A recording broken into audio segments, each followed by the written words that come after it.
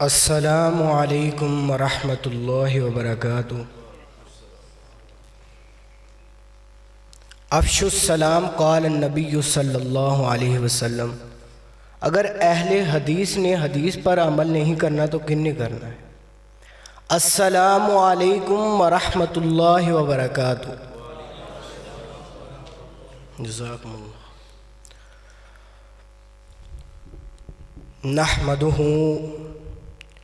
نحمده ونصلي على رسوله الكريم، اما بعد فاعوذ باللہ من الشیطان الرجیم، بسم اللہ الرحمن الرحیم۔ انما الاعمال بالنیات قال النبی صلی اللہ علیہ وسلم۔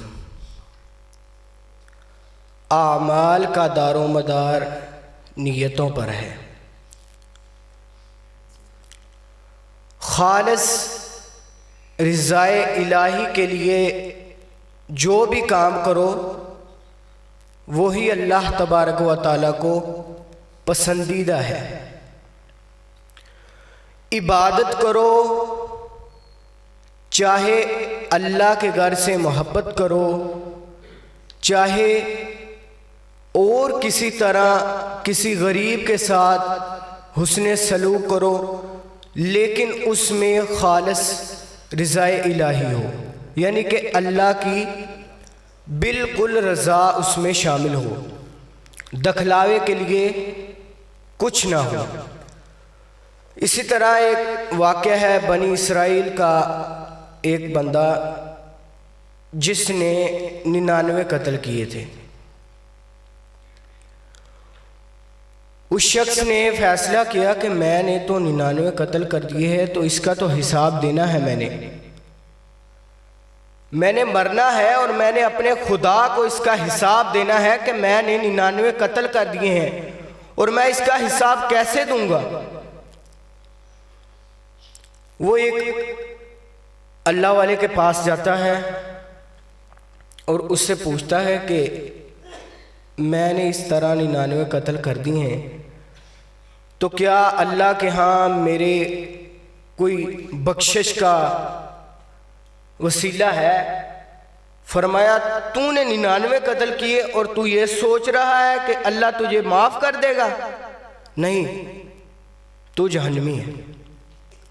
اس نے اپنی میان سے تلوار نکالی اور اس کا بھی گردن سے سر الگ کر دیا۔ اس طرح اس شخص نے 100 کی گنتی پوری کر دی۔ پھر واپس آتا ہے اور ایک شخص سے پوچھتا ہے کہ اس طرح میں تو 100 قتل کر آیا ہوں، بتاؤ اللہ کے ہاں میری کوئی بخشش کا وسیلہ؟ فرمایا ضرور ہے، کیوں نہیں ہے؟ اللہ نے وعدہ کیا ہے کہ تو اگر سچی توبہ کے ساتھ میری طرف لوٹتا ہے تو کون رکاوٹ ہے جو تجھے تیرے مالک سے جا نہ ملائے؟ ایسی کوئی چیز نہیں جو تیرے مالک سے تجھے نہ ملائے، تو میری طرف واپس تو آ۔ فرمایا جا، یہاں سے کچھ دور اللہ والے لوگ رہتے ہیں جو ہمہ وقت صرف اللہ کو یاد کرتے ہیں، جا تو بھی ان کے ساتھ شامل ہو جا اور اللہ کی عبادت میں مشغول ہو جا۔ اب دل میں ارادہ اللہ کی خالصتاً نیت کا تھا تو چلا گیا۔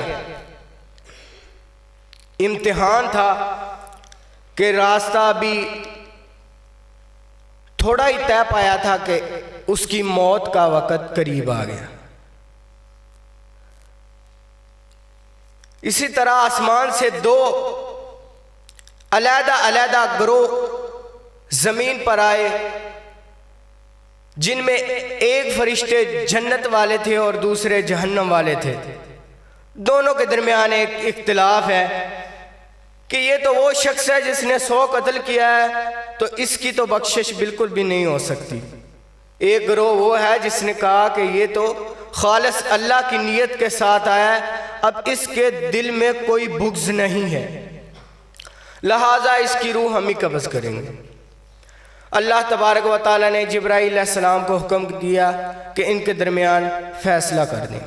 جبرائیل علیہ السلام آتے ہیں تو ان کے درمیان پوچھتے ہیں کہ کیا معاملہ ہے؟ فرمایا کہ اس طرح اس نے 100 قتل کیا، اور دوسرے کہتے ہیں کہ یہ تو خالص اللہ کی نیت کے لیے نکلا ہے اور اب اس کے دل میں کوئی بغض نہیں ہے۔ تو فرمایا کہ اس کا ایک ہی حل ہے کہ آپ جس طرف سے آ رہا تھا اور جس طرف سے جا رہا تھا ان کا ہم معاف کر لیتے ہیں، جس طرف سے زیادہ گزر چکا ہوگا اور جس طرف قریب ہوگا اس طرف کے فرشتے اس کی روح قبض کر لیں گے۔ تو لہٰذا وہ نیت خالص تھی اللہ کے لیے، تو وہ شخص جب اس کا معاف کیا گیا تو وہ اللہ والوں کے پاس زیادہ قریب تھا اور اس بستی سے بہت دور آگے چلا ہے۔ تو اس طرح جنت والا فرشتوں نے اس کی روح قبض کر لی۔ بھائیو دوستو، زندگی اس کا کوئی وقت نہیں کہ کل ہم نے کیا کرنا ہے یا کیا نہیں کرنا۔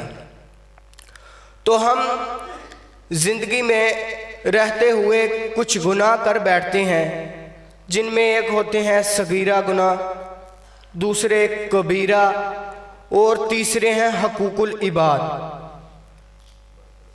صغیرہ گناہ وہ ہوتے ہیں کہ جن میں ہم جھوٹ بول لیتے ہیں، کسی کو گالی دے دیتے ہیں۔ حدیث کے مطابق کہ جو شخص ہر نماز کے بعد 33 مرتبہ سبحان اللہ، 33 مرتبہ الحمدللہ اور 34 مرتبہ اللہ اکبر یہ تسبیحات پڑھتا ہے، تو آپ صلی اللہ علیہ وسلم نے فرمایا چاہے اس کے گناہ سمندر کی جا کے برابر کیوں نہ ہو، لیکن نیت خالص اللہ کے لیے ہو تو اس کے تمام گناہ اللہ معاف کر دیتا ہے۔